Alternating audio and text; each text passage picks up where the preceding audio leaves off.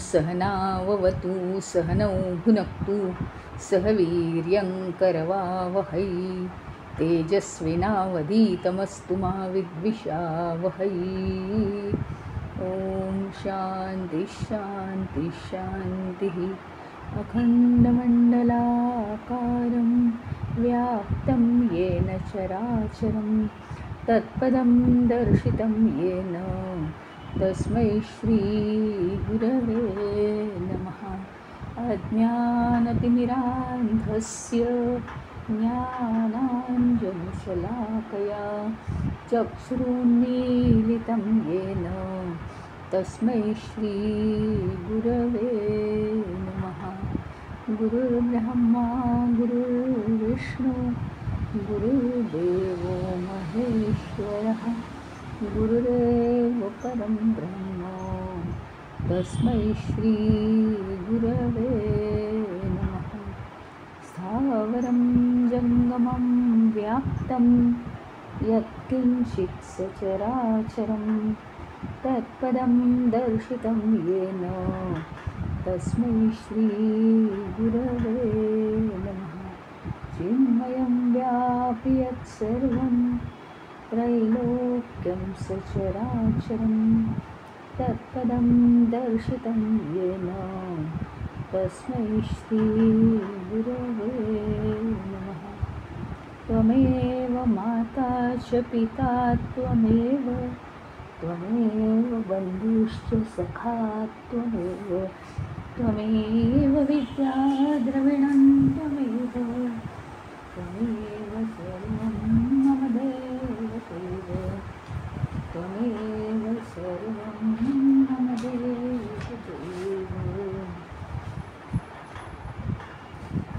आजचा प्रश्न आहे, कहाच शोकः परिकीर्तितः। शोकः तु अज्ञानम उच्यते। म्हणजे शोक म्हणजे काय? तर दुःख ना। शोकाला काय म्हणतात? दुःख म्हणतात। तर दुःख म्हणजे काय? तर दुःख म्हणजे आपलं अज्ञान। म्हणजे आम्हाला ठराविक गोष्टी माहिती नाहीत म्हणून आम्हाला दुःख होतं। एखादा आता काय आहे, कोणतीही गोष्ट म्हणजे आत्ता नुकती घडलेली गोष्ट, हां, तर तो काय हल्ला झाला, हां, आणि काहीतरी झालं किंवा कुठलीही एक घटना घडली बरं का, कुठलीही एक घटना घडली, एक ट्रेन येते आहे आणि त्याच्यामध्ये त्याचा ॲक्सिडेंट झालेला आहे आणि काहीतरी बातमी आली आहे वाईट आणि कुणाचे तरी नातलं घ्यायचे आहेत, तर त्याला काय वाटतं की अरे बापरे, आता काय करायचं, हे यायचे होते, कठीण आहे, काळ तर कधीही येतो, कुणाचा मृत्यू कधी येईल सांगता येत नाही, इतकं मन धावतं विचारांच्या मागे। आणि केवळ हे अज्ञान आहे म्हणून हे लोक दुःख करतायत। आणि त्यांनी नेमकं काय झालं, जे नातलग येणार होते त्यांनी कॅन्सल केलं आहे त्या दिवशी यायचं। काहीतरी त्यांना अडचण आली किंवा ऑफिसला सुट्टी नाही मिळाली आणि मग त्यांचा फोन आला की आम्ही आजच्याऐवजी उद्या येतो आहोत, की ते दुःख संपलं। हे जितकं सहज आहे, इतकं सहज आहे, आम्हाला अज्ञान आहे म्हणून जीवनातली सगळी दुःख आम्हाला आहेत आणि आम्ही ती सगळी जीवनातली दुःख पेलतो आहोत का? तर आम्हाला इच्छा होत नाही ज्ञान काय आहे हे समजावून घेण्याची। बरं, ज्ञान काय आहे हे शब्दात समजावून घेणं। आता ना आतलं आजच्या गाडीनी न येता उद्या येणार आहे, हे ज्ञान अतिशय सोपं आहे हो, कळलं का? मी देह नाही आणि मी चैतन्य आहे, मी आत्मा आहे, हे ज्ञान बोलण्यात अतिशय सोपं आहे। पण दुःख तोपर्यंत जाणार नाही जोपर्यंत मी चैतन्य आहे याची अनुभूती येत नाही। मी शरीर आहे याची कशी आम्हाला अनुभूती येते? जरा कोणी या शरीराला बोला, जरा कोणी या व्यक्तीला काही बोला, तर लगेच अहंकार जागृत होतो आमचा. ह्याचा अर्थ मी शरीर आहे याचं आम्हाला ज्ञान, परंतु मी चैतन्य आहे याचं जर खरं ज्ञान झालं तर या जगातल्या सगळ्या ज्या दुःख देणाऱ्या गोष्टी आहेत त्या मला दुःख देऊ शकत नाही, कारण मी चैतन्य आहे.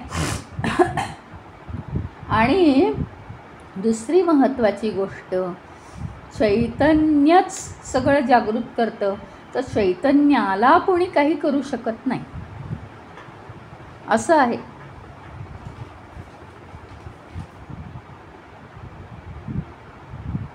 त्यामुळे आपल्या दुःखाचं खरं कारण काय आहे तर अज्ञान. कुठल्याही गोष्टीचं अज्ञान असेल तर आपल्याला पूर्ण सुख कधीच लागत नाही. काय आहे माहिती का, खऱ्या जर आत्मस्वरूपाचं ज्ञान आपल्याला झालं नाही तर आपलं कुटुंब, नातलग, समाज हे सगळं आपण बघतो ना, अगदी आपला देहसुद्धा, किंवा आपण काही गोष्टी, वस्तू अनुभवतो, घटना अनुभवतो, ते सगळ्या गोष्टी काय आहेत, आपल्याला वास्तव वाटतात, खऱ्या वाटतात, पण ते खोटं वास्तव आहे. म्हणजे सगळं घडताना तुम्हाला दिसतंय ते बरोबर आहे, पण कशाच्या पातळीवर दिसतंय, अज्ञानाच्या पातळीवर दिसतंय ते, बाकी काही नाही आहे. आता पाण्यात राहणारे जे प्राणी आहेत ते कायम, आता समुद्रात राहणारे लहान प्राण्यांपासून मोठ्या प्राण्यांपर्यंत ते इतके वर्ष ते समुद्रातच पाण्याखाली राहतात. पाणी हेच त्यांचं जर जीवन आहे, त्यांना बाहेरच्या परिस्थितीची काही आहे का, कल्पना आहे का, नाही. त्यांना बाहेरच्या परिस्थितीची म्हणजे पृथ्वी लोकाची त्यांना कल्पना नाही. केवळ पाण्यात जीवन आहे, केवळ पाण्यात. तसं आपण काय आहोत, देहाला मी म्हटलं आहे आणि या विषय वस्तूंच्या जगामध्ये आपण राहतो आणि या मायेमध्येच केवळ आपलं जीवन आहे. मायेच्या पलीकडे काही असू शकतं हे एखाद्याच योग्याला कळतं. कारण मी जसं आहे त्याच विचारांची सगळी माणसं माझ्या भोवती आहेत, त्यामुळे मला डाऊट येणंच शक्य नाही की या मायेच्या विश्वाच्या पलीकडे काही आहे. ज्याप्रमाणे आत्ता उदाहरण दिलं तुम्हाला सागराचं, समुद्रात किंवा नदीत वगैरे राहणारे, समुद्र कसा असतो, अफाट असतो ना, म्हणून ते उदाहरण दिलं की त्याच्यात राहणाऱ्या प्राण्यांना दुसऱ्या कुठल्याही विश्वाची त्यांना कल्पना नसते. त्याच्याप्रमाणे मायेत राहणाऱ्या मानवांना त्या मायेच्या वर काहीतरी उच्च आहे अशा विश्वाची कल्पनाच नाही आहे त्यांना. आणि मग ती जर कल्पना यायची तर आहेत ना काही साधू संत आहेत, त्यांना हे झालेलं आहे ना,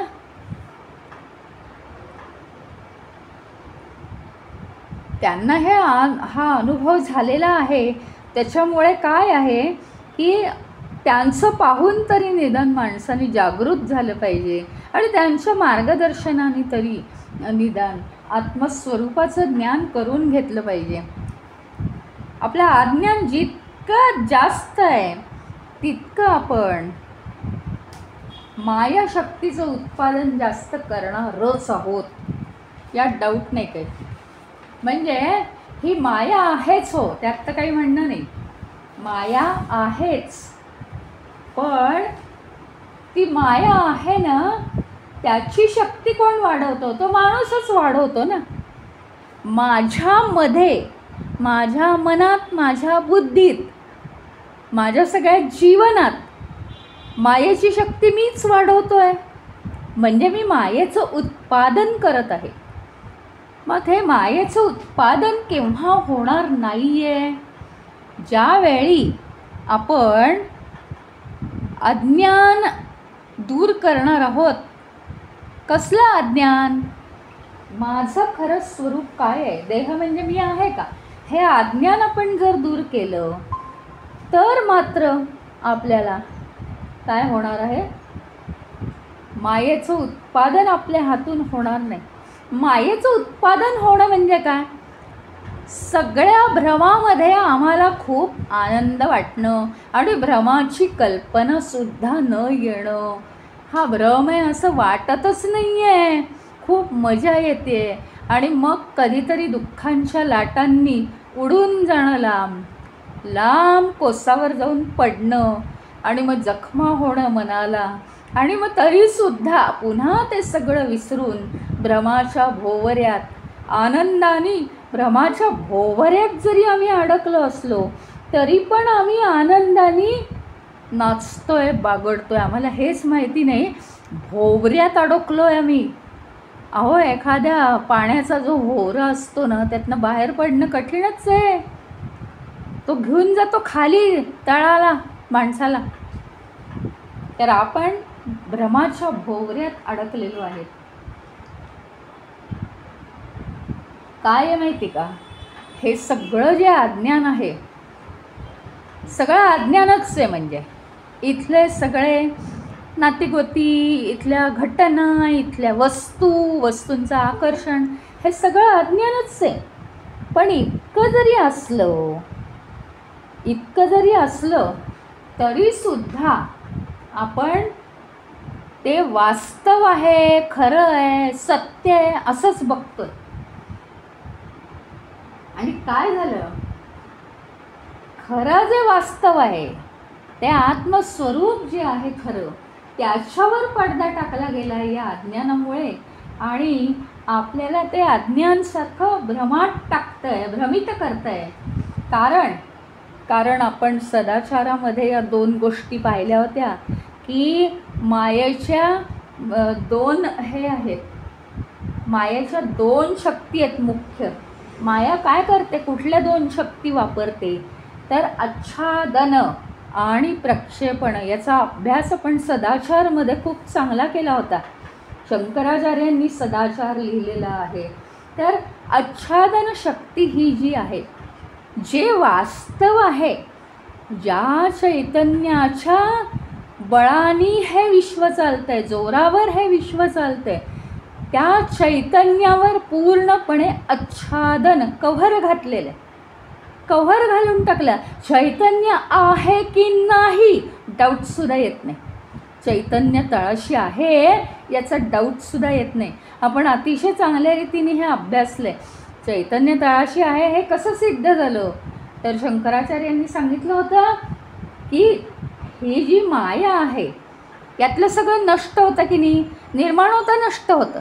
म्हणजे ही माया कशावर तरी आरोपित आहे, कशावर तरी आरोपित आहे. एक कळ्यांचा झुपका उदाहरण देते मी, मनाने देण्याचा प्रयत्न करते. एक कळ्यांचा झुपका घेतला, फ्लॉवर पॉटच्या पाण्यात ठेवला. एक कल्पना होती आमची की काय ते फुलेल, सगळे फुलली मोगऱ्याची फुलं की हा सुंदर वास सुटेल. बरोबर आहे, यात चूक काही नाही. बघा कसं वास्तव आणि कसं अवास्तव. की आम्ही तो फ्लॉवर पॉट टेबलावर ठेवला, कळ्या उमलल्या, वास सगळीकडे सुगंध पसरलेला आहे. आणि आता पुढे काय? दुसऱ्या दिवशी कळ्या, हे फुलं, झालेली फुलं मलूल झालेली आहेत. याचा अर्थ काय आहे? फ्लॉवर पॉटच्या पाण्यात हे सगळं काय आहे? अवलंबून आहे फ्लॉवर पॉटच्या पाण्यावर. आणि म्हणून ते आता नष्ट झालेलं आहे. ते स्वचेत नाही आहे, स्वतःची चेतना नाही आहे त्याला. हां, दुसरी गोष्ट म्हणजे फ्लॉवर पॉटचं पाणी हे नाहीसं झालं का? जसा सुगंध नाहीसा झाला नाही, ते आहे, त्याला वास येईल ही गोष्ट नाही. या उदाहरणासाठी आपण समजावून घेऊ. तसं ही जी माया आहे, याच्यात तुम्हाला काय दिसतं झालेलं, हा अभ्यास अत्यंत आवश्यक आहे. शंकराचार्य म्हणतात याच्यात तुम्हाला काय दिसतं झालेलं, की काहीतरी निर्माण होतं आहे, मान्य आहे, आणि आम्हाला आनंद देतं आहे, हेही मान्य आहे. निर्माण झालं, आनंद दिला. हां, आता ते नष्ट होणारी कल्पना आम्हाला नाही, कितीही हजारो अनुभव घ्या, पण ते नष्ट होणारी ही कल्पना आम्ही विसरून जातो. आता ते निर्माण झालं आणि सुंदर अवस्थेत दिसू लागलं. आम्ही काय केलं, त्याचं आसक्ती केली, ते आम्हाला हवंसं वाटायला लागलं. आणि हवंसं वाटल्यानंतर आम्ही ते ग्रहण करण्याचा म्हणजे आत्मसात किंवा ते मिळवण्याचा आम्ही प्रयत्न केला. आम्ही त्याचं रक्षण सुरू केलं. पण त्याला व्यय आहे, म्हणजे निर्माण झालं म्हणून ते आता नष्ट होणार आहे, त्याची वेळ संपल्यावर ते नष्ट झालं. आणि आम्ही ज्याचं कौतुक करत होतो, प्राप्त केलं, त्याचं रक्षण केलं, ते हातातनं निघून गेलं आहे आमच्या. ही जर या मायेची अवस्था आहे. कधीही जी ओरिजिनल शक्ती असते ती अशी निर्माण होऊन नष्ट होत नाही. सूर्य निर्माण होऊन नष्ट होत नाही आहे, तो स्वतः येतो, आपल्या दृष्टीने उगवतो, स्वतः येतो आणि स्वतः जातो, स्वतः माघार घेतो, की आता मी राहत नाही, आता उद्या येतो. त्यामुळे सूर्य हा काय ओरिजिनल शक्ती आहे, ती ओरिजिनल शक्ती. पाणी तापवा, पाणी तापतं आणि पाणी गारही होतं. अग्नीचं असं आहे का, ज्या अग्नीवर पाणी तापतं, अग्नी तापतो आणि अग्नी गार होतो, असं आहे का? जी ओरिजिनल शक्ती आहे ती निर्माण होऊन नाश होत नाही. ह्याचा अर्थ सिद्ध काय केलेलं आहे, की ही जी माया आहे, या मायातल्या सगळ्या गोष्टी निर्माण होऊन नाश होतात. त्यामुळे ते कशावर तरी आरोपित आहे. आरोपित म्हणजे काय, आरोपण केलं आहे, त्याचं रोपण केलं आहे कशावर तरी. ते खरं नाही आहे, मूळ नाही आहे. ते काही दिवस बघा, कागदाची फुलं वगैरे सजवलेली असतात, काही दिवस खरं नसतं, ते सजावटीपुरतं. तसं ते आहे. मग ओरिजिनल काय आहे, ते ओरिजिनल वर आधारित असतं. स्वतः ते खोटं कधीही राहू शकत नाही. अवास्तव खोट्या गोष्टी स्वतंत्रपणे राहू शकत नाही. ते ज्याच्यावर आरोपित आहे ते चैतन्य, ती खरी गोष्ट आहे.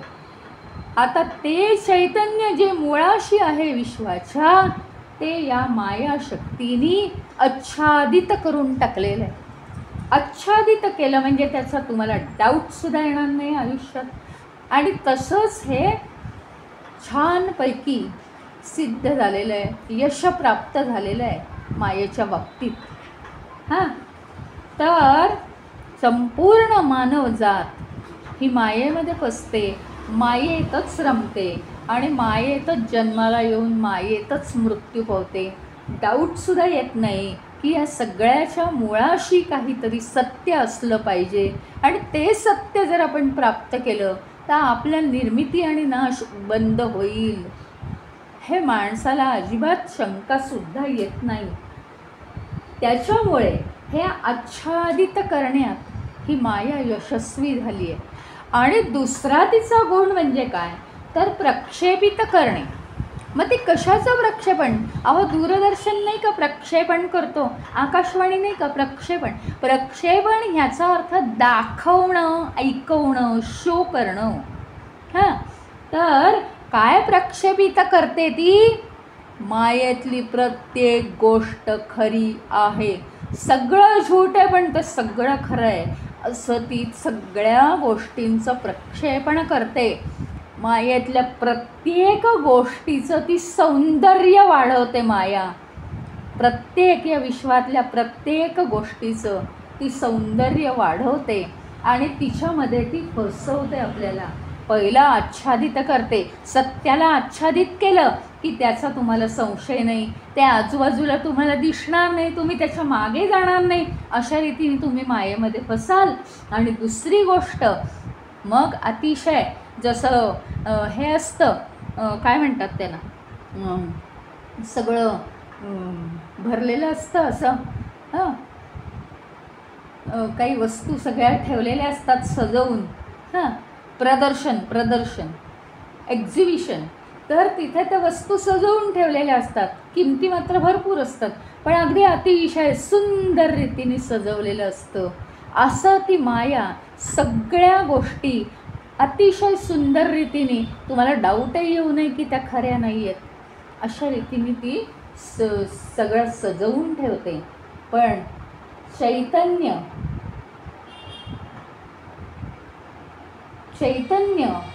आच्छादित केल्यामुळे कधीही याचा थांब माणसाला लागत नाही. मग खरं तर याच्यासाठी काय करायला पाहिजे? सगळ्या ग्रंथांचा अभ्यास केला पाहिजे. मायेमधली नावं, रूपं, कोणत्याही घटना, दुःख होतं लगेच. कुठली वाईट घटना घडली की दुःख होतं. कोणत्याही घटना, व्यक्ती, हां, कशा वास्तव आहेत, कशा खऱ्या आहेत, याचं ती प्रक्षेपण करते. आणि त्याच्यामुळे आपलं हे जे अज्ञान आहे हेच आपल्या दुःखाचं खरं कारण आहे. आपण जर देहापेक्षा आत्म्याचा अनुभव घेतला तर आपण त्यातनं सुटू शकतो. आणि या मायेच्या प्रभावामुळे आपण द्वैतांमध्ये अडकतो. म्हणजे काय द्वैत? म्हणजे काय? चांगलं वाईट. हे चांगलं आहे ना, मग आता ते मी मिळवणारच, मग त्याच्यात आपण वेळ वाया घालवतो. असं काही नाही. एकदा कृती केली, ती कृती योग्य झाली तर जे पदरी आलं ते घ्यावं, अयोग्य झाली तर जे पदरी आलं ते घ्यावं. अनावश्यक गोष्टी, छोट्या छोट्या गोष्टी, हे चांगलं नाही, ते मला मिळालं नाही, ते मी मिळवण्याच्या मागे लागतो. खरं म्हणजे काही त्याचा शोपण नसतो. तुम्हाला मिळालं काय नाही मिळालं काय 4 जणात ते दाखवायचं पण नसतं. पण तरीसुद्धा मी श्रेष्ठ आहे हे दाखवायसाठी मनुष्य छोट्या मोठ्या गोष्टी द्वैतांमुळे तो त्या क्रिया करायला अडकून बसतो त्याच्यात. म्हणजे खरं तर सांगू का, वैयक्तिक ज्या गोष्टी आहेत त्याच्यासाठी, वैयक्तिक गोष्टींसाठी आपलं जीवन नाही. वैयक्तिक मला काय आवडतं, मला काय नाही आवडत, पसंती नापसंती, सुख दुःख, मग हे चांगलं आहे ते वाईट आहे, इष्ट अनिष्ट, हां, असं सगळी जी द्वैत आहेत ना, तर ह्याच्यामुळे होतं काय माहिती का, या द्वैतांमुळे हे योग्य नाही आहे, हे अयोग्य आहे म्हणून मला आता योग्य हवं, हे सुंदर आहे ते कुरूप आहे म्हणून आता मला हे सुंदर हवं, आता मी प्रयत्न करणार. म्हणजे उगीचंच स्वतःचा मोठेपणा आणि उगीचंच इच्छा निर्माण करून त्या इच्छांचं माणूस मनोरंजन करत बसतो. आणि काय होतं, स्वतःला त्या परिपूर्ण करण्यासाठी इच्छा स्वतःला उगीचंच बांधून ठेवतो, इतक्या अनावश्यक गोष्टींचं कलेक्शन करतो आणि मग त्याच्यात तो बांधला जातो. चांगलं असो की वाईट असो, एक तर कर्म पूर्ण करायचं, कर्तव्यपरायण असलं पाहिजे आपण. मग सूज्ञ काय म्हणतो, हे बघा मी प्रयत्न करून पूर्ण काम केलं, आता यश अपयश काही येऊ दे ते मला समान आहे. त्यातनं अपयश आलं तर मी धडा शिकीन पुढच्यासाठी, यश आलं तर मी जमिनीवर राहीन, ठीक आहे चांगलं जमलं आपल्याला. खूप इच्छा, खूप ते इच्छा करून ते इच्छा पूर्ण करण्याचा पाठलाग याची काही एक गरज नाही. आपण कर्तव्य करण्यात आणि ते कर्तव्य उत्तम करण्यात इंटरेस्टेड राहावं. या पलीकडे काही स्पर्धा असेल सोडून द्यावं. कर्तव्य केलं त्याचं महत्त्व त्याच्या त्या वेळेपुरतं, नंतर त्याचं काही महत्त्व राहत नाही. किती जीवा पलीकडे प्रयत्न करून लहानपणी मुलं मॅचेस जिंकतात आणि किती जीवापलीकडे प्रयत्न करून लहानपणी मुलं पहिला नंबर आणतात वर्गात. हां, काय म्हणजे जीव एकीकडे आणि ते प्रयत्न एकीकडे. इतकी स्पर्धा आहे, म्हणजे पालकांची सुद्धा स्पर्धा असते. तर हे किती योग्य आहे. म्हणजे जीवनात आपण जे मला हे श्रेष्ठ आहे, हे चांगलं आहे, चार चौघात माझी मान उंच पाहिजे, पण तितकं तुमचं इंटरेस्ट जो स्वतःपुरता आहे तितका लोकांचा इंटरेस्ट नाही. तुम्ही काही मिळवा नका मिळवू, लोकांना त्याचं काहीच नाही. म्हणजे लोकांसमोर तुमची इमेज फार मोठी होणार आहे असं नाही. प्रत्येक कर्म लक्ष घालून करायचं आहे, पण त्याचा काही परिणाम झाला तर तो सोसायचा कमी अधिक प्रमाणात, शिकायचं काहीतरी आणि पुढे जायचं, पुढची कर्म चांगली करण्याचा प्रयत्न करायचा. याच्या पलीकडे हे आयुष्य नाहीच आहे. काही तुम्हाला इंटरेस्ट विचारले नाही, काही नाही. आता अविद्या जी आहे, आपली अविद्या म्हणजे अज्ञान, इच्छा, आपली कर्म, हे करायला मनुष्य बांधला गेला आहे. कारण ती माणसाची प्रवृत्तीच तशी आहे. आणि हे अंतहीन चक्र आहे. कारण एकात किती यश मिळालं, मग आता मी अजून करतो, मी सगळ्यांच्या पुढे जातो, पण कुणाचंच लक्ष नाही मी पुढे गेलो तरी. म्हणजे काय, सगळं अर्थहीन आहे. तर अंतहीन चक्र आहे हे. आणि म्हणून शंकराचार्य काय म्हणतात माहिती का, काय करावं काय टाळावं ह्याचा निर्णय होत नाही, हेच अज्ञान आहे. आपण जीवनात काय केलं पाहिजे आणि काय टाळायला पाहिजे, महत्त्वाचं काय आहे हेच कळत नाही माणसाला, हेच अज्ञान आहे. आणि ते अज्ञान हेच तर दुःखाचं खरं कारण आहे. त्या जगातल्या वस्तू घटना हे सगळं नाशवंत आहे. म्हणजे काय आहे, त्याच्या खूप मागे लागायला नको आहे. आपण शाश्वत गोष्टीच्या मागे लागलं पाहिजे. आणि अज्ञानाचा जो अंधार आहे तो ध्यानाच्या आधाराने ज्ञान प्राप्त केलं पाहिजे. आणि ज्ञानाचा दिवा लावून अज्ञानाचा अंधार आपण नष्ट करायला पाहिजे. पुढचा प्रश्न आहे, किम स्थैर्यम ऋषीभिः प्रोक्तम. म्हणजे ऋषीभिः म्हणजे ऋषींनी स्थैर्याबद्दल काय सांगितलंय. ऋषींच्या मते स्थिरता म्हणजे काय, स्वधर्मे स्थिरताम स्थैर्यम. म्हणजे आपल्या धर्माचं, स्वतःच्या धर्माचं पालन करणं हीच एक माणसाची स्थिरता आहे. मग ऋषींच्या मते काय आहे, ऋषींनी काय सांगितलंय की स्वधर्म म्हणजे काय. तर स्वधर्म म्हणजे, आता त्याच्या थोडीशी खालची कल्पना केली आधी. आता आत्मस्वरूप आत्मस्वरूप आत्मस्वरूप, पण ते आत्ताच्या आमच्या बुद्धीला ते पेलत नाही आहे, म्हणून थोडीशी खालची कल्पना केली आहे की आता स्वधर्म म्हणजे काय. तर स्वधर्म म्हणजे आपण ठराविक तत्त्व निश्चित केली पाहिजेत आणि त्याच्याप्रमाणे आपण वागलं पाहिजे जीवनात. तत्त्व म्हणजे प्रिन्सिपल्स, उच्च तत्वांचा माणसाने स्वीकार केला पाहिजे. 5 तत्व 10 तत्व माझ्या जीवनात काय प्रिन्सिपल्स आहेत माझी, हे माणसाने उच्च प्रिन्सिपल्स लिहून ठेवायची आणि त्याचंच पालन करायचं. धर्मग्रंथ, ज्ञानी लोकांनी सांगितलेलं, ह्याच्यावर श्रद्धा ठेवून त्यातल्या तत्वांच्या आधाराने ठामपणे जीवन जगायचं म्हणजे धर्माचं पालन आहे. आता हे असं जीवन जगणं म्हणजे काय, आपल्या स्वातंत्र्यावर मर्यादा नाही घातलेली, तर जीवनात गोंधळ होऊ नये आणि व्यवस्थित आपल्याला जगता यावं म्हणून धर्मग्रंथांचा अभ्यास करून आपली आपली प्रिन्सिपल्स, मी असं जगणार आहे, मी आता फक्त नेट लावून कर्म करणार आहे, पण मी त्याच्या फळात जास्त लक्ष घालणार नाही, हे माझं प्रिन्सिपल आहे, अशी ठरवून का आपण केलं पाहिजे. आता बघा,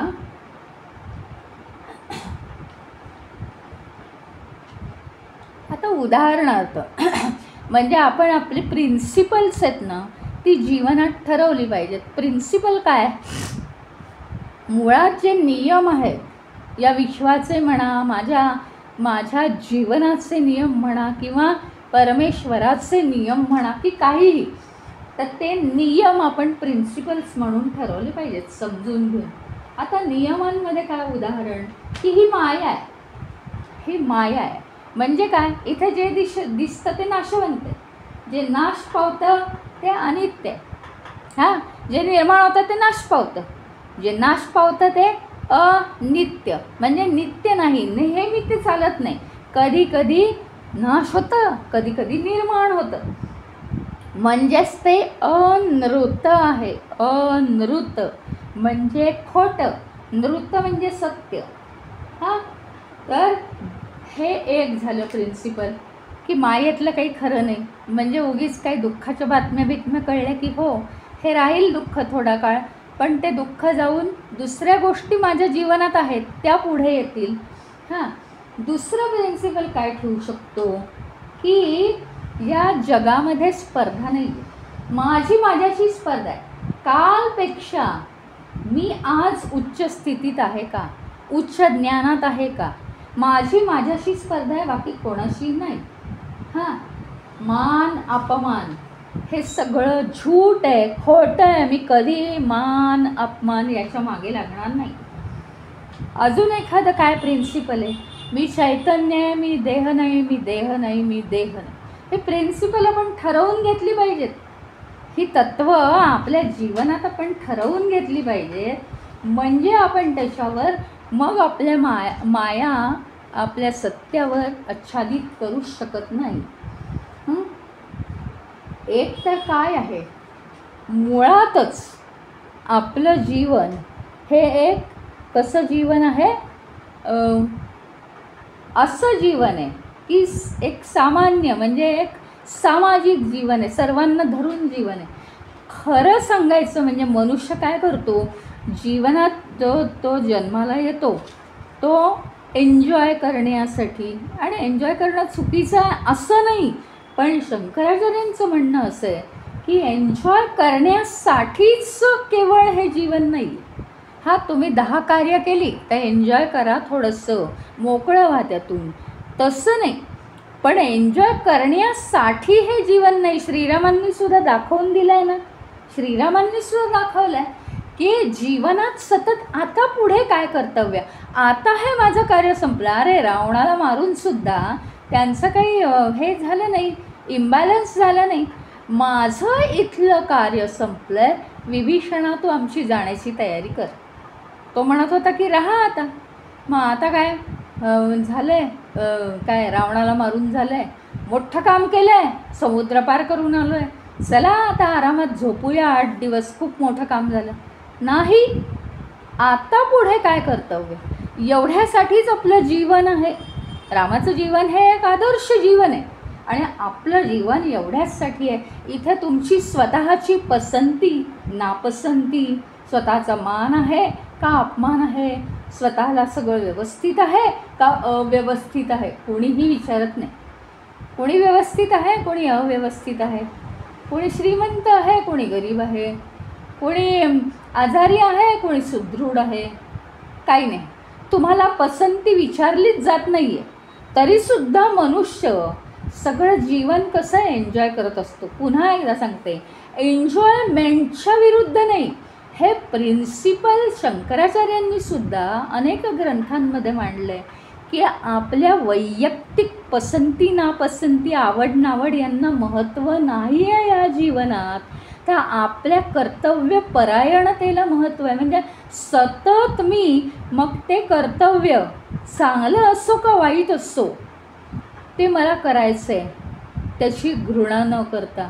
मग ते करायचंच आहे पूर्ण आणि उत्तम रीतीने करायचं. नाही केलं उत्तम रीतीने तर पुन्हा त्या अर्धवट झालं म्हणून वासनेचा क्षय झालेलाच नाही आणि म्हणून पुन्हा ते कर्म करण्याची वेळ. अवघं आयुष्य फक्त 100 वर्षाचं, त्या मानाने वासना 5-10 पट जास्त असतील. ते कसं काय सगळं मॅनेज होणार माहिती नाही. म्हणून केवळ कर्म, केवळ नियत कर्म करत राहण्यासाठीच हे जीवन आहे. आणि ती नियत कर्म करत राहता राहता आपण आत्मस्वरूपाचा वेध घेतला पाहिजे असं इथे जास्ती करून सांगितलं आहे. जर आपण आत्मस्वरूपाला महत्त्व दिलं ना तर काय होतं, आपण कुठल्याही चांगल्या किंवा वाईट परिस्थितीत विचलित होत नाही, दुःखी होत नाही. कारण आपल्याला सत्य कळलेलं असतं. आपण धर्मापासून दूर होत नाही त्याच्यामुळे. केवळ नियत कर्म करायची हां. आणि दुसरं, पूर्ण आयुष्य स्वतः एन्जॉय करायला आपण इथे आलेलो नाही. आवडीनिवडी, छंद हे जोपासणं हां, हे काहीही अपेक्षित नाही. कारण हे जर सगळं केलं तर आपली कर्म करायला आपल्याला अजून 4 जन्म लागतील.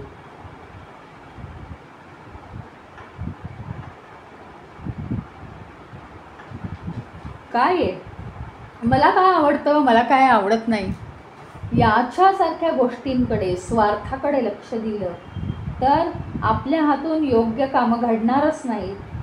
त्याच्यामुळे काय होतं आहे माहिती का, जो करणारा आहे ना, मी जो आहे करणारा, तो करता आणि जे करायचं आहे तो कर्म, याच्यामध्ये एक इतकी गॅप झाली आहे की दरीच झाली. आता त्याच्यावरून उडी नाही मारता येत आम्हाला. हनुमानालाच फक्त उड्डाण करता येईल, इतकी गॅप झाली आहे. कारण आम्ही आवडीनिवडी आणि आमचे छंद जोपासत बसलो आहे. कर्ता आणि कर्म याचा अर्थ काय, जो मनुष्य आहे त्याची जी कर्म अपेक्षित आहेत त्याच्या जीवनाला, ती न करत बसता तो त्याच्या मनाला ज्या गोष्टींनी आनंद मिळेल अशी अनावश्यक कर्म करतो. आणि या जन्मामध्ये त्याला ज्या कर्मांसाठी पाठवलं आहे ती कर्म तो करत नाही. म्हणजे आपली जी मानवाची जन्म घेतला आहे ज्या कारणामुळे, ती नियत कर्म आणि करणारा कर्ता ह्याच्यामध्ये खोल दरी निर्माण होते. कारण कर्म खूप केली तुम्ही, दमले खूप आयुष्यात, खूप कष्ट केले, पण सगळे अनावश्यक. ती कर्म, आपला जो कारण देह आहे हा जन्म निर्माण होण्यासाठी असलेला कारण देह, त्याला ही कर्म अपेक्षित नव्हती. तो पुन्हा हटून बसतो, माझी कर्म झालेली नाहीत, आता तुझं शरीर थकलं, परत जन्माला ये आणि पुन्हा कर्म कर समजलं तर, नाहीतर पुन्हा जन्म घे. कारण कम्युनिकेशन नाही आहे. कम्युनिकेशन ईश्वराशी आपण निर्माण करायचं असतं. ईश्वराशी कम्युनिकेशन करणं इतकं सोपं नाही. आपण स्वतःला देह म्हणतो म्हणजे आपण स्थूल आहोत आणि ईश्वर अतिशय सूक्ष्म आहे. त्यामुळे त्याच्याशी कम्युनिकेशन करायला आपल्याला सूक्ष्मता यावी लागेल. मनाची सूक्ष्मता, मनात भ्रम नको, बुद्धीची सूक्ष्मता यायला लागेल. आणि ही सूक्ष्मता कशी येणार आहे तर ध्यान, नामजप, ध्यान, हे सगळं करून ही सूक्ष्मता येणार आहे. तेव्हा कुठे आपण या जन्मामध्ये जी करायची कर्म आहेत ती आपण करू शकू. आणि हे ज्ञान, आत्मस्वरूपाचं ज्ञान झालं की खाण खाण खाण खाण, मी कशासाठी जन्माला आलो तेच मला करायचं आहे, त्याच्या आजूबाजूचं काहीही करायचं नाही. मग मला कशात इंटरेस्टच नाही आहे, संपलं, विषय संपला. म्हणजे कर्ता आणि कर्म यांच्यातली दरी नष्ट होते, भरून निघते ती दरी आणि कर्म भराभर होत जातात. जर आत्मस्वरूपाचं ज्ञान आम्हाला असेल तर.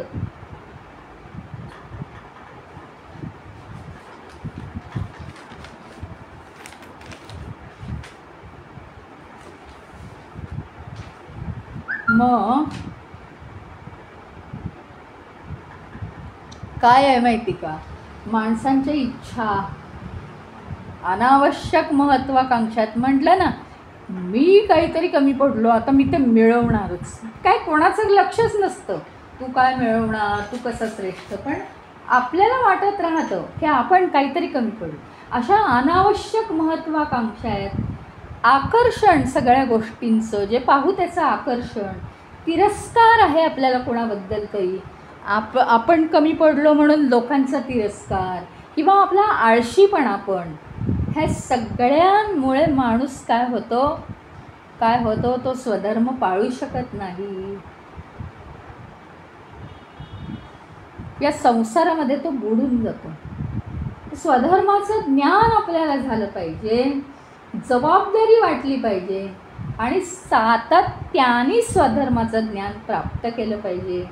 तो धर्म पालन केला पाहिजे आपण, आणि मग ही दरी जी आहे कर्ता कर्माची ती भरून निघते आणि त्याच्यामुळे मग स्थिरता येते. मग स्थिरता म्हणजे काय, तर विचार आणि कर्म यांच्यामध्ये आपले विचार आणि आपली जी कृती आहे त्याच्यात सातत्याने धर्माचं पालन झालं पाहिजे. धर्म काय ते कळलं आहे आपल्याला. निश्चित धर्म काय आहे, सत्य हाच मुळी धर्म आहे.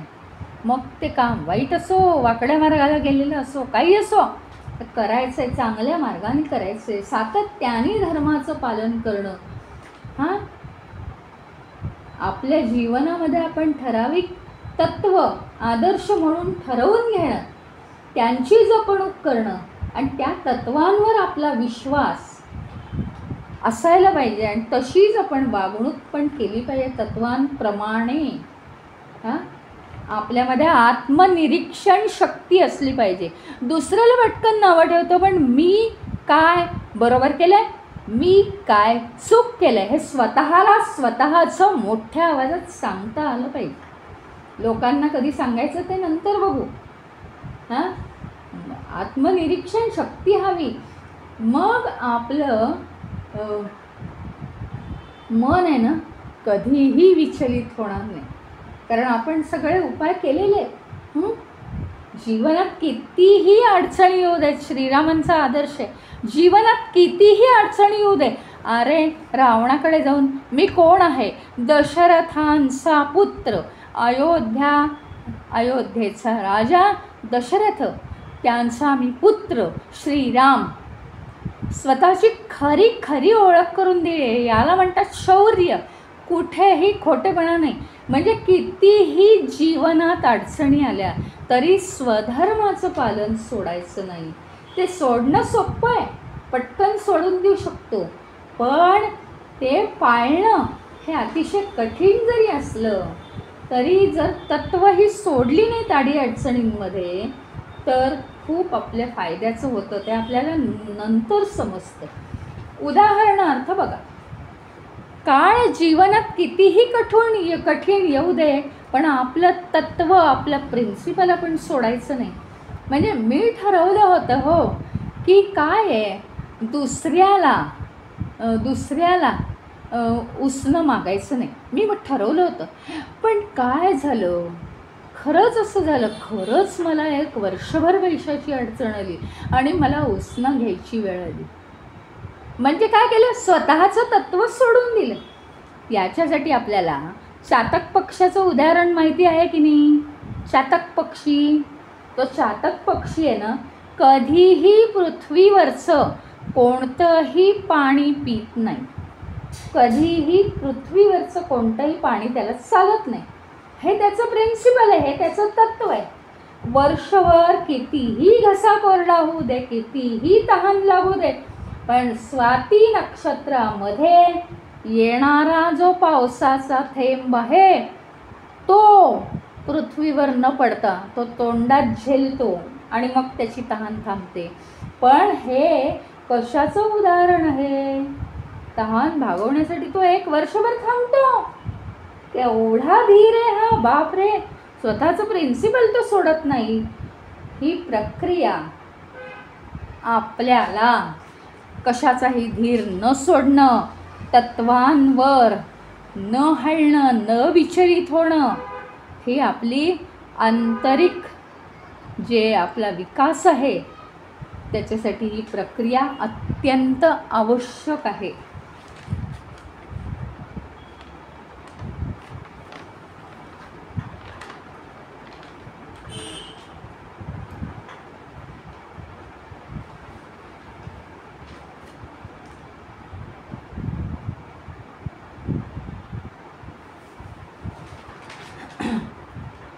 किंच धैर्यम उदारुतम.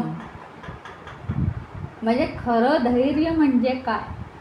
धैर्यम इंद्रिय निग्रह. खरं धैर्य म्हणजे काय माहिती का? इंद्रियांवर नियंत्रण ठेवणं खरं धैर्य आहे. म्हणजे बघा, एखाद्याला बरं का, कोणतंही एक उदाहरण घ्या की लहान मुलं असतात. हां, लहान मुलं असतात आणि लहान मुलं त्यांना काही भूक राहवत नाही. मग ते मुलं उपास नाही करत, पण उपासाचे पदार्थ खातात. पण एखाद्या घरात अशी लहान मुलं असतात की ते उपास करतात आणि उपास केल्यावर त्यांच्या वयाच्या मानाने बिस्किट खावंसं वाटलं, आणखीन काहीतरी खावं, ते ब्रेडचं चॉकलेट असतं ते खावंसं वाटलं, ते खात नाहीत. हा संयम आहे की नाही मनावर? हा संयम आहे. म्हणजे हे काय आहे? इंद्रियांवर संयम ठेवणं हे काय आहे? धैर्य. त्यांच्या मनात ते धैर्य निर्माण होतं. नाही भूक लागली तरी चालेल, उपासाचे पदार्थ आवडले नाहीत तरी चालेल, आज मी उपास केला आहे ना, मग मी नाही खाणार आहे दुसरं. काही मुलं खाऊन टाकतात, नको आता भात खाऊन टाकू, बास झालं, 12 वाजेपर्यंत उपास बास झाला, मला नाही भूक धरवत, नको ती खिचडी मला नाही आवडत सारखी, ते खाऊन टाकतात. हे नाही आहे. ज्यावेळी तुम्ही सगळ्यावर मात करून ठरवलं जे आहे तेच करणं, किती दिवसासाठी, 4 तासासाठी, 2 तासासाठी, जे काय आहे ते करणं, म्हणजे खरं धैर्य आहे. संयम स्वतःवर राहिला पाहिजे. मग इंद्रियांवर संयम ठेवायला पाहिजे आपण. इंद्रियांवर संयम, इंद्रियांवर संयम. कितीही भूक लागली तरी जिभेला सांगायचं तुला 2 तासांनी मिळेल. हां, कितीही सुंदर पक्वान्नाचा वास आला तरी आत्ता मला या कार्यातून उठायचं नाही आहे, बरोबर 1 तासांनी तो सुगंधी प्रसाद जो आहे तो मी खाईन. हे काय आहे? मनावर संयम आहे. मनावर संयम आहे. त्याच्यामुळे काय होतं माहिती आहे? बघा तुम्ही, आता काही दुःख आली आपल्याला, हां, काही दुःख आली आणि स्वतःवर संयम ठेवायला लागलो आपण की नाही, काही नाही, कोणाशी वाद घालायला सुद्धा मला ताकद नाही आणि काही नाही. आता ते दुःख येऊन गेल्यामुळे झालं काय? आपल्या इंद्रियांवर आपल्या खूप संयम आलेला आहे. इंद्रियांवर संयम आल्यामुळे आपल्या अंगात ताकद येते. अडीअडचणींना तोंड देऊन देऊन संयम ठेवावा लागतो आणि अंगात ताकद येते. काय आहे माहिती का? ज्ञानेंद्रियांच्या द्वारे आपण काय करतो? सगळ्या सांसारिक वस्तू आहेत ना, सांसारिक वस्तू, सांसारिक घटना, यांचा आपण अनुभव करतो. आणि यांचा एकदा आपण अनुभव केला कोणाद्वारे? ज्ञानेंद्रियांद्वारे, की मग तो विचारांच्या रूपात मनात येऊन बसतो. आणि मनात आलं की ते सगळं प्रवृत्तीत येतं, आपल्या वृत्तीमध्ये येतं. आता इंद्रियांची प्रवृत्ती मात्र काय आहे? सतत बाहेर जायचं ही इंद्रियांची प्रवृत्ती. या प्रवृत्तीवर नियंत्रण ठेवणं सोपं नाही आहे. मग इंद्रियांच्या बाहेर वावरण्याने काय होतात? आपल्याला इच्छा व्हायला लागतात. इंद्रिय जी बाहेर जातात आणि पुन्हा आत येतात माहिती घेऊन. मग ती माहिती घेऊन जेव्हा आत येतात त्यावेळी होतं काय? तर मनामध्ये ते विचार चालू होतात. म्हणून काय करायचं, इंद्रिय जी बाहेर वावरतात त्याच्यामुळे आपल्या मनामध्ये विचार आले की इच्छा निर्माण होते, आसक्ती निर्माण होते आणि त्याच्या तावडीत आपण सापडतो. मग हे जी इंद्रियांची बहिर्मुख अवस्था, इंद्रिय मनाला सुद्धा बहिर्मुख अवस्था आणतात. ती अंतर्मुख होण्यासाठी म्हणजेच आत्म्याचा आपण शोध घेतला पाहिजे. म्हणजेच इंद्रियांचं नियंत्रण केलं गेलं पाहिजे. आत्म्याचा जर शोध घेतला तर इंद्रियांचं नियंत्रण करू शकतो आणि इंद्रियांचं नियंत्रण केलं तर ज्ञानाचं बीज पेरायला सुरुवात होते. मग 5 इंद्रिय जर आहेत, ती जर त्यांना सारखी काठी दाखवून धर्माची काठी आहे ती सारखी काठी दाखवून त्यांना मार्गदर्शन केलं, चला या रस्त्याने आपल्याला जायचं आहे, चला बाहेर जाऊ नका, अंतर्मुख व्हायचं आहे आपल्याला, असं जर मार्गदर्शन केलं तर तेच आपण मुक्तीचं बीज पेरत असतो. भगवद्गीतेत सांगितलं आहे, अरे अर्जुना, इंद्रिय इतकी बलवान आहेत, इतकी बलवान आणि इतकी अशांत आहेत, अफाट ताकद आहे इंद्रियांच्या जागी. अगदी जरी कितीही विवेकी माणूस असेल, बुद्धिमान माणूस असेल आणि त्याने कितीही प्रिन्सिपल्स त्याची पाळली असतील आणि आत्मसंयम ठेवला असेल तरीसुद्धा अशा श्रेष्ठ व्यक्तीचं मनही ही इंद्रिय अगदी सहजासहजी खेचून घेतात, बळजबरीने ओढून घेतात. अशी ही माणसाची जी इंद्रिय आहेत ना, त्याच्यावर नियंत्रण सोपं नाही आहे. आत्मस्वरूपाचंच मानवाला जर ज्ञान झालं तर तो इंद्रियांच्या बाबतीत स्थिर होईल.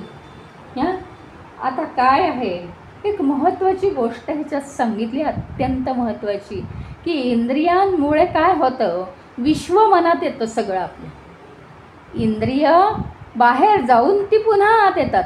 बघा तुम्ही, आता आपल्या घरात पूजा आहे, छोटी छोटी मुलं आहेत, सारखी मातीत जातात आणि जे पुसलेलं घर आहे, जिथे पूजा मांडायची आहे, आता पूजा होणार आहे, सारखी बाहेर जातात, पायांनी धुळात आणतात. अक्षरशः ही इंद्रिय असं करतात. मन कितीही शुद्ध ठेवायचा प्रयत्न करा, ही इंद्रिय सारखी बाहेर जातात आणि पायधुळात आणतात. म्हणजे या विश्वाची सारखी इन्फॉर्मेशन आत आणतात. मन कितीही स्वच्छ राहिलं तरीसुद्धा या इंद्रियांनी आणलेल्या माहितीमुळे ते मन आकर्षित होतं, की आता ह्याने काय आणली माहिती, डोळ्यांनी काय बघितलं आहे, कानांनी काय ऐकलं आहे, मग मला ते हवं असं मन म्हणतं. म्हणजे मन अशुद्ध करण्याचं काम ही इंद्रिय करतात. अगदी लहान मुलं कशी मातीत खेळून सारखी धूळ आणतात घरात, तसं. त्याच्यामुळे ह्याच्यावर एक उपाय, की जगाला मनात प्रवेश होऊ द्यायचा नाही आहे. जगाचा मनात प्रवेश होतो या इंद्रियांमुळे. इंद्रिय बाहेर जातात, विश्वातले सगळे विषय घेऊन आत येतात. मनाला तर इंद्रियांचंच दोस्त आहे मन, म्हणजे त्याला सगळे इंद्रियांचे विषय आवडतात. मन चंचल आहे, ते स्थिर नाही, ते करावं लागतं स्थिर. आणि मनाला सगळे इंद्रियांचे विषय आवडतात आणि त्याला आसक्ती होते, हे पाहिजे ते पाहिजे. तर मनामध्ये या जगाचा प्रवेश होऊ द्यायचा नाही आहे आपल्याला. त्याच्याऐवजी काय करायचं आहे, आपली स्वतःची अभिव्यक्ती करायची आहे. अभिव्यक्ती म्हणजे काय, खरं तर मी काय आहे माहिती का, आत्मस्वरूप आहे. आता मी आत्मस्वरूप आहे, पण माझा हा जो देह आहे, इतकी सुंदर कल्पना, आता मला आठवत नाही, पण शंकराचार्यांच्याच कुठल्या तरी पुस्तकात वाचलेलं आहे, की माझा हा जो देह आहे, तो देह हे एक साधन आहे आणि मी चैतन्य आहे. चैतन्याला व्यक्त होता येतं का सांगा बरं? नाही. चैतन्याला व्यक्त व्हायला देह लागतो. मग मला हा जो देह दिला आहे व्यक्त करायसाठी, हा देह मी आधी सर्वगुणसंपन्न केला पाहिजे. हा देह जर सर्वगुणसंपन्न म्हणजे ह्याच्यामध्ये काय काय आहे? इंद्रिय आहेत, मन आहे, बुद्धी आहे, चित्त अहंकार तर आहेतच. अहंकार कमी बी केला पाहिजे, चित्तातल्या वासना कमी करत करत करत त्यांचा क्षय केला पाहिजे. उरलं काय तर इंद्रिय आहेत, इंद्रियांवर नियंत्रण ठेवलं पाहिजे. मन आहे, मन शुद्ध करत राहिलं पाहिजे. बुद्धी आहे, बुद्धी तीक्ष्ण आणि सूक्ष्म करत राहिलं पाहिजे. मग हे जे आहे असं जर मी केलं तर मी जे चैतन्य आहे त्या चैतन्याला अभिव्यक्त व्हायला किती सुंदर स्टेज मिळेल, किती सुंदर जागा मिळेल. हे जर देह असा सद्गुणी बनवला, देहामध्ये जे जे आहे त्यांना अतिशय परमपवित्र स्थान दिला, उच्च आदर्श वाटेल असं करून टाकलं, तर काय व्यक्त करतोय मी त्यातून? चैतन्य व्यक्त करतोय. तर चैतन्याला व्यक्त व्हायचं आहे ना देहातनं. मग देह हे एक मंदिर बनवा. मंदिरात कसा अगरबत्तीचा सुगंध येतोय, अतिशय प्रसन्न वाटतंय देवाच्या भूपाळ्यांनी, तसा हा देह झाला पाहिजे ना, तसा हा देह असला पाहिजे.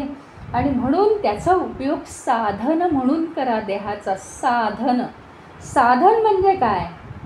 जरासं कठीण आहे हा विषय. की मग काय झालं, आपण बाहेरचे विषय ज्ञानेंद्रियांद्वारे आत आणायचे नाही, जगाला आपल्या आतमध्ये प्रवेश द्यायचा नाही आहे, ते सगळं बंद करून टाकायचं. पण मी आतमध्ये असलेल्या चैतन्याचा मी जो अनुभव घेते आहे, आत्मतत्वाचा मी जो अनुभव घेते आहे, तो अनुभव या इंद्रियांद्वारे बाहेर व्यक्त करायचं आहे. आणि हे कोण करतं माहिती आहे? साधू सज्जन स्वामीजी, योगी लोक हेच करतात, ऋषी मुनी हेच करतात. त्यांच्या आतमध्ये विश्व घुसत नाही, प्रवेश करत नाही. पण आतमध्ये जी चैतन्य शक्ती आहे त्याचा अनुभव घेऊन ते बाहेर ते व्यक्त करतात. याच्यासाठी पुन्हा शंकराचार्यांनी दक्षिणामूर्ती स्तोत्रामध्ये खूप सुंदर उदाहरण दिलं आहे. तुम्ही शंकराचार्य एक वर्षभर वाचा, फक्त शंकराचार्य, तुम्ही या जगाचे मालक व्हाल. फक्त शंकराचार्य. दक्षिणामूर्ती स्तोत्रामध्ये शंकराचार्य काय म्हणतात माहिती आहे? जसं खूप छिद्र असलेलं एक मडकं आहे, खूप छिद्र आहेत त्याला, पण अशी पाडली आहेत, मोठी मोठी छिद्र पाडली. आता काय झालं माहिती का? बाहेर एक दिवा आहे, बाहेर दिवा आहेच खोलीमध्ये, पण त्या मडक्याला खूप छिद्र आहेत. मडक्याच्या आतमध्ये वास्तविकतः अंधार असायला पाहिजे, पण त्याला इतकी छिद्र आहेत, त्या छिद्रातून सगळा प्रकाश येतोय आणि ते मडकं सगळं काय झालं आहे? प्रकाशित झालं आहे बरं का. बाहेरून आत प्रकाश गेल्यामुळे ते चमकायला लागलं. आता त्याच्याप्रमाणे आत्ता जे मी तुम्हाला सांगितलं ते आपल्या अंतर्मनात असलेलं, अंतर्जगामध्ये असलेलं जे आत्म्याचं ज्ञान आहे, ते आत्म्याचं ज्ञान, आत्म्याचं तेज हे प्राप्त करून, त्याचा अनुभव प्राप्त करून हा देह छिद्ररूपी, छिद्रातून प्रगट झालेला आहे. छिद्र कोणकोणती? अहो नाक, कान, डोळे, ही सगळी छिद्र आहेत ना या देहाची. मग या छिद्रातून काय होत आहे? आतला जो प्रकाश आहे, आत्मज्ञानाचा प्रकाश, तो या छिद्रातून बाहेर पडतोय. आणि त्याच्याच मुळे आत्मज्ञानी व्यक्तीच्या सानिध्यात जरी राहिलं तरी आपल्याला ते आत्मज्ञान सुखावत असतं, कारण नसताना आपल्याला आनंद होत असतो. आणि दुसरी महत्त्वाची गोष्ट, किती डोळे तेजस्वी असतात आत्मज्ञानी व्यक्तीचे, आणि ते आतलं जे अंतर्ज्ञान आहे ते विश्वाला देण्यासाठी ते या इंद्रियांच्या छिद्रांचा उपयोग करतात. म्हणजे बघा तुम्ही आता इंद्रियांचा उपयोग आपण काय करतो, बाहेरून सगळी धूळ आत आणि मन सगळं मलिन होऊन जातं आणि आपण त्या इंद्रिय वासनांमध्ये अडकून जातो. तर योगी लोक काय करतात, त्या आतमध्ये असलेलं जगाला प्रवेश नाही, बाहेरून काही नाही आणत, अंतर्ज्ञान त्याची आत्मज्ञानाची प्राप्ती करून त्याचं जे तेज आहे ते या छिद्रातून बाहेर प्रकाशित करून टाकतं आणि सगळ्या विश्वाला सुख देतं. इतकं सुंदर आहे दक्षिणामूर्ती स्तोत्र. आत्म्याचं ज्ञान ग्रहण करून ते इंद्रियांद्वारे विश्वाला देणं. म्हणजे इंद्रिय ही साधन मानली आहेत त्यांनी, साधन. विवेक चूडामणीमध्ये सुद्धा अतिशय सुंदर उदाहरण सांगितलेलं आहे. काय सांगितलेलं आहे इथे विवेक चूडामणीमध्ये, काय सांगतात ते, की हरिण, हत्ती, पतंग, मासे आणि मधमाशी हे प्राणी बरं का, किती महत्त्वाचं आहे बघा. हे सगळे प्राणी आपल्या इंद्रियांचे गुलाम आहेत बरं का. इंद्रियांचे नाही, एकेका इंद्रियाचे गुलाम आहेत. आता तुम्ही लक्षात घ्या, हे जे 5 प्राणी सांगितले त्यांची उदाहरणं दिली आहेत आपल्याला की काय आहे, आणि केवळ ते इंद्रियांचे गुलाम झालेत म्हणून ते एकेका इंद्रियाचे गुलाम, म्हणजे त्याच्यात ते अडकलेले आहेत. त्याची लालसा, त्याचा मोह होतो, इंद्रियामध्ये ते अडकतात, आसक्ती वाटते आणि म्हणून ते ताबडतोब मरण पावतात. आता असं काय आहे, अतिशय सुंदर समजावून सांगितलं आहे. हरिण आवाजाला आकर्षित होतं. म्हणजे काय, आवाजाला आकर्षित होतं म्हणजे त्याला काय आवडत नाही हो आवाज. हरिण घाबरतं आणि आवाजाला की त्याला सुचत नाही काही, म्हणून ते जिथल्या तिथे थांबतं. माहिती आहे का तुम्हाला, हरिण अतिशय चपळ. तर चपळ हरणाच्या मागे शिकारी कधी धावत नाही. तो काहीतरी असा आवाज करतो, आवाज केला की हरिण थबकतं. हा हरणाचं हे वैशिष्ट्य आहे बरं का. हरिण थबकतं. जर नुसतं हरणाच्या मागे धावलो आपण तर आपण कधीही हरणाला पकडू शकत नाही. ते झाडाझुडपात लपून जातं, आपल्याला कळतही नाही. परंतु हरणाला पकडण्यासाठी जर आवाज केला, आवाजाच्या दिशेने ते त्याचे कान टवकारतं, आहे तिथल्या तिथे ते थांबून राहतं बरं का. थांबून राहतं, ते आकर्षित होतं आवाजाला आणि तिथे थांबलं की त्याची शिकार करणं, कोणत्याही माणसाला असो प्राण्याला असो, त्याची शिकार करणं सोपं जातं. हत्तीचं वैशिष्ट्य काय, हरणाचं वैशिष्ट्य फक्त कानाच्या अधीन येते. कान या इंद्रियाची त्याला आसक्ती आहे फक्त.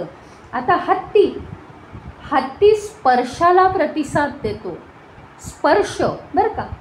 आणि त्याच्यामुळे त्याच्या अंगावरून प्रेमाने हात फिरवला, अंगावरून मानेच्या खालून प्रेमाने हात फिरवला की हत्ती आपल्याला आपलंसं करतो, अजिबात हालचाल करत नाही. म्हणून तर हत्ती त्या माहुताचं सगळं ऐकतो. मग आता कोणीही जर माहूत बनून गेला आणि हत्तीला काही केलं तर आहे की नाही शक्य आहे. हत्ती स्पर्शाला भुलतो आणि त्याच्यामुळे त्याचं नुकसान होतं.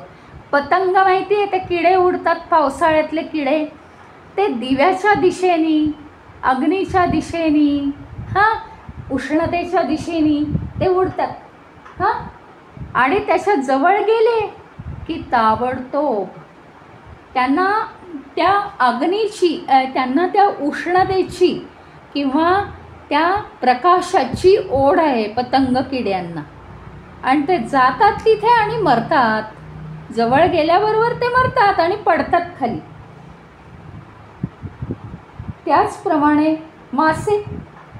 माशांना काय, काही आमिष दाखवलं, सुंदर वास येतो आणि म्हणूनच ते कोळ्याच्या जाळ्यात अडकतात की नाही. मधमाशी काय करते माहिती आहे, फुलांमधला मध तर पिते, पण त्या मधाचा वास अजून फुलाला येतोच आहे. पुन्हा पुन्हा त्याच फुलाजवळ जाते. रात्रीच्या त्याच्या पाकळ्या मिटल्या की ती बसते अडकून बसते. तिचा ती आसक्ती निर्माण होते. असं केवळ एकेका इंद्रियाच्या मोहात पडले हे प्राणी तर यांचा पूर्ण नाश होतो. तर मनुष्य 5 इंद्रियांच्या मोहात पडल्यामुळे किती त्याचा नाश होत असेल, शंकराचार्यांचं म्हणणं आहे. आणि म्हणून त्याची बुद्धी भ्रष्ट होते, तो मोहात पडतो, कित्येक जन्म वाया घालवतो. कोणत्या जन्मात तरी तो हे होतो, काय गरीब होतो, कोणत्या तरी जन्मात अडीअडचणींना तोंड देतो, कोणत्या तरी जन्मात खूप दुःखी होऊन जातो, कोणत्या तरी जन्मात तो निराधार होतो. अरे पुढच्या जन्माची शाश्वती नाही तर कशाला जन्म घ्यायचा. आणि जन्म जर तुम्हाला घ्यायचा नाही तर इंद्रियांच्या मोहात तुम्ही का पडता. आत्ताच उदाहरण दिलं, केवळ एका इंद्रियाच्या मोहात हे प्राणी पडले की यांचा सर्वनाश होतोय. हा तो त्यांचा विकनेस आहे. आणि 5 इंद्रियांच्या मोहात पडून मानवाचा सर्वनाश होणार नाही आहे का. याच्यावरून काय मुख्यतः शिकायला पाहिजे तर आपण इंद्रियांवर नियंत्रण म्हणजे काय, त्यांना काय डोळ्यांना पाहूच द्यायचं नाही, कानांना काही ऐकूच द्यायचं नाही, असलं नियंत्रण नाही. पण इंद्रियांनी काहीही करायचं नाही आहे. इंद्रियांनी बाहेरची माहिती आणायची नाही, इंद्रियांनी शांत बसायचं आहे असं त्यांना आपण ऑर्डर द्यायची. आणि मी जो आतला प्रकाश, बुद्धीचा प्रकाश, चैतन्याचा प्रकाश, शुद्ध मनाचा प्रकाश, जप केल्यावर मन किती शुद्ध होतं. त्यातून जे सुंदर विचार बाहेर येतात ते विचार या इंद्रियांद्वारे संपून जाऊन बाहेर पडले पाहिजे. इंद्रियांनी त्यांची जागा सोडायची नाही, त्यांच्या थ्रू, त्यांच्यामधून ते सगळे शुद्ध विचार बाहेर गेले पाहिजे विश्वाला शांत करण्यासाठी. आणि म्हणून आपण अतिशय संवेदनशील असायला पाहिजे. इंद्रियांवर नियंत्रण म्हणजे काही मुद्दाम नियंत्रण ठेवण्याची गरज नाही. इंद्रियांकडून मनाला एकतर स्वीकारायचंच नाही, पण मनाला कोणती माहिती द्यायची आहे, कोणती नाही द्यायची, कोणती आवश्यक आहे, कोणती अनावश्यक आहे, हे सगळं आपण ठरवलं पाहिजे. ओम पूर्णमद पूर्णमिदं पूर्णात् पूर्णमुदच्यते पूर्णस्य पूर्णमादाय पूर्णमेवावशिष्यते. ओम शांती शांती शांती. हरि ओम. श्री गुरुभ्यो नमः. हरि